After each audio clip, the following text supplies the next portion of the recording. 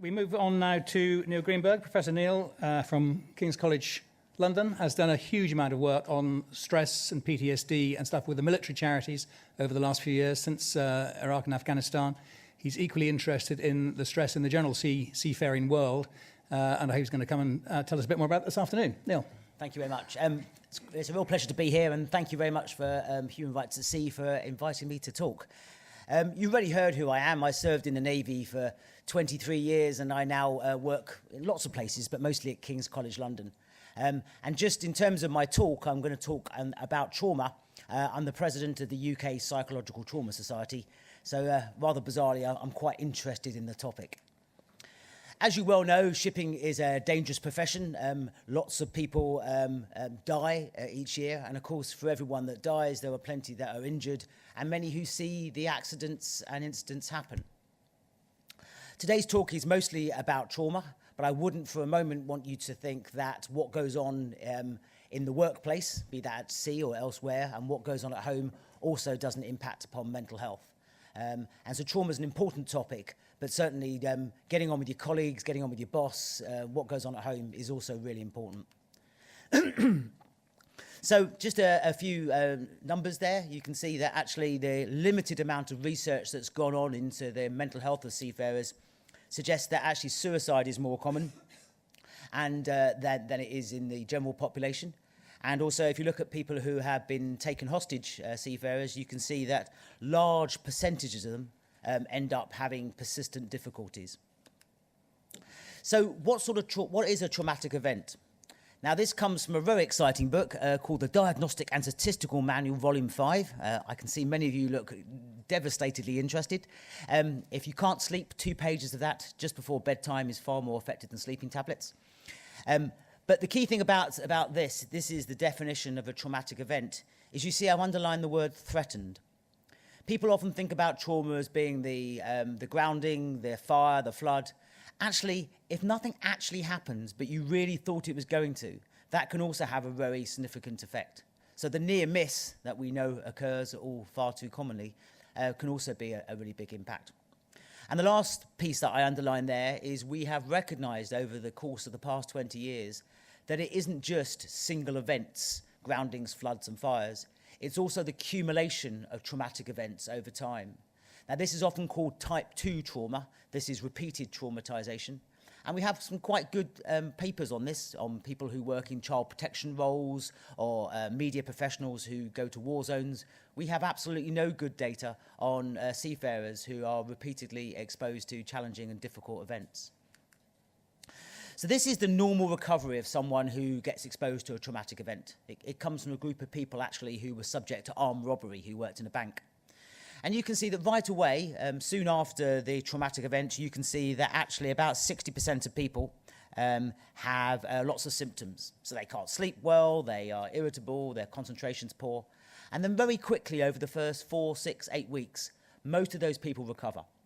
And then you can see here that you're left with about 10% of people that have a persistent disorder. Now, these people don't just get better.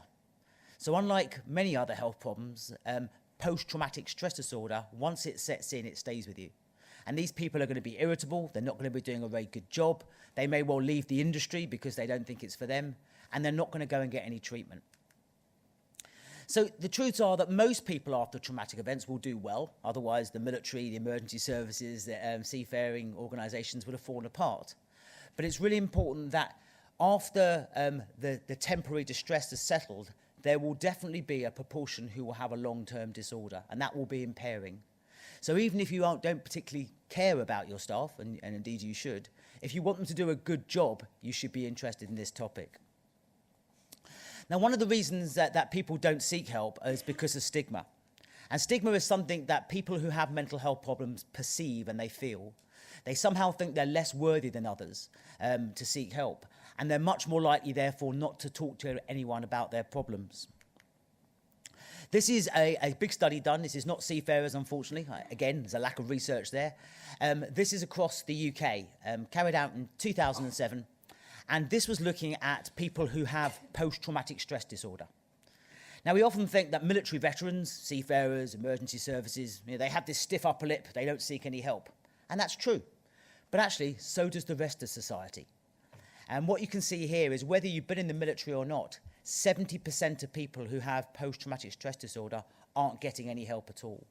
So the most common outcome of developing a mental health problem, because these figures will be very similar for depression or for anxiety disorders, is most people do not seek any help at all.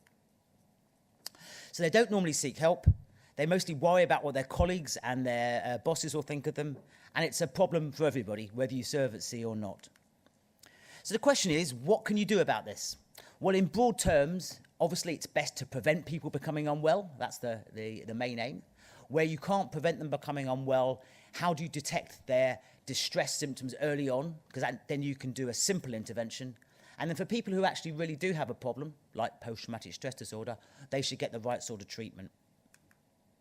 So I should really change the picture here for the new Human Rights at Sea and Nautical Institute guidance. But there is good guidance out there about what organisations can do.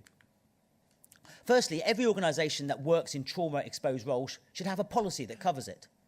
The policy should set the culture for that organisation. Does it say it's your responsibility, or does it say we will do A, B, and C to help you out? The next thing is making sure that people who are in positions of responsibility in trauma-exposed roles really know this subject quite well. And this data is, I think, extremely important in terms of showing why that should happen. So this is data we gathered on British troops in 2010 out in Afghanistan. Although you can't actually see the figures very well, the first bar that says overall shows that about 3% of troops who were in Afghanistan in that time had post-traumatic stress disorder. It's not surprising, it's a nasty place to serve. But the next two columns show the perception of those troops in terms of their leadership. What did they think of their leader? And they weren't talking of the brigadier or the admiral, they're talking about the sergeant or the corporal, the person who directly looks after them. And you can see that for people who thought their immediate leader was good, they had 1/10 of the rate of mental health problems compared to those who didn't. The impact of junior leadership on people's mental health is absolutely huge. So there should be a substantial investment in making sure those junior leaders know how to look after people and know the signs to spot. I'm not suggesting they should become psychiatrists or counsellors or anything like that. I'm talking about providing a basic level of training to raise awareness. And also, another thing that organisations who go to trauma-exposed roles often think about is how do we screen people? How do we take on people that aren't going to get traumatised, because then we won't have to deal with this problem? Well, the bottom line is you can't do it. There is no scientific evidence at all to support the use of screening. This is a story of a female astronaut who drove many hundreds of miles wearing a nappy to assault her partner's lover. Now, I'm not blaming her. We've all done things in our life when we've been a bit emotional that we might not be proud of. But if NASA can't screen people as being vulnerable for mental health problems, I can pretty much assume that no other organisation can do it. So there is absolutely no benefit in having someone like me or coming and talk to everybody or doing a long psychometric test. It absolutely doesn't work. What you should do, however, is to have a network of people where the trauma happens that can look after each other. And this is HMS Nottingham after it grounded off the coast of Australia in Wolf Rock in 2002. But what the Royal Navy has done and what many other organisations have done is to adopt this system called TRIM. And TRIM is a peer support system where you train frontline members of staff, cooks, chefs, engineers, how to have a structured conversation with each other. And this is used by lots of organisations, media, diplomats and the like. And what it does is provide you with a capability right where the people are to be able to do the psychological first aid. And this makes a lot more sense than flying in experts like me, which I'll mention later. TRIM practitioners are not counsellors. They don't go around giving people a hug. These are people who can have a structured conversation, provide practical advice, and where people aren't getting better, they can refer them on to get professional help. And another way that you can look after people's mental health is you can ask them some questions. Rather than saying, how are you, and then just forgetting the answer. What do most people say when they say, how are you doing? They say, I'm fine, don't they? Anyone know what FINE stands for? Fucked up, insecure, neurotic, and emotional. That's what FINE stands for. And actually, it might stand for that. So you have to get beyond having a conversation which ends with fine. You have to really ask people how they are. And that means perhaps spending a bit of time with them.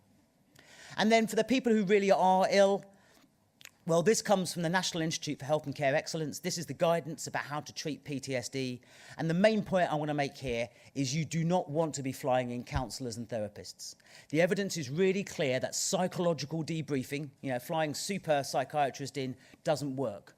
And actually, it stands a chance of making people worse. And that's in our national guidance. It's in the Australian national guidance. It's in the American national guidance. But many ill-prepared organisations, when something happens, they fly in a counsellor because that's what they think should happen. And then just the very last point, where people are unwell, there are some good evidence-based treatments out there. The NICE guidance tells you what they are. Be very wary of someone coming in selling you a quick fix, a quick trauma cure. Ask them what the evidence is that it works. And in most cases, the answer is there isn't any evidence, but I know it works anyway.